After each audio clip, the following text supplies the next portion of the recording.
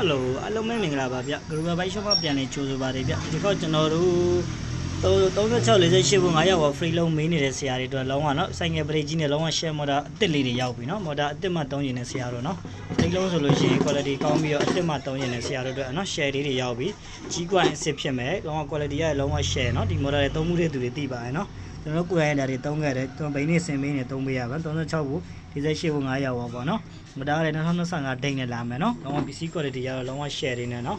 လုံးဝအတန့်လေးပဲရမယ် motor လုံးဝ100ရာခိုင်နှုန်းအသစ်ဖြစ်ကြောင်းအမကန်ပေးတယ်ကြီးကွိုင်းအစ်စ်နဲ့သုံးအောင်ပဲပေါ့နော်ဒီကောင် weight ကလည်းလုံးဝနစ်နေရပါနော်ကြီးကွိုင်းကိုလုံးဝအပြည့်နဲ့လာတဲ့ကောင်တွေပေါ့နော်ပြီးနောက်တစ်ခုကပူကောင်းသွားတာပုံမှန်ဆိုကျွန်တော်တို့ကဆိုင်ငယ်စပိန်ပရိတွေနဲ့ပဲသုံးရတဲ့ motor တွေမြင်တော့ရောင်းရတာများတယ်ဗျာဒီကောင်ရောကျွန်တော်ဆိုင်ငယ်ပရိလေးနဲ့ဖြစ်သွားမယ်ဆိုင်ငယ်ပရိဖြစ်တော့ပို့ပြီးတော့ဒီပရိပိုင်းကိုပို့ပြီးစိတ်ချရမယ်ဗျာနောက်တော့ပရိတွေခဏခဏမကုန်တော့ဘူး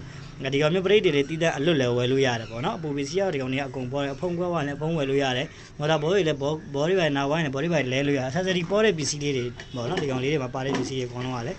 original motor လေးဖြစ်မယ်ဒီကောင်လေး original သူ့ရဲ့ AC ဂျိုးတွေအားစအကုန်လုံးနော်အတန်းတန်လေးတွေပဲနော်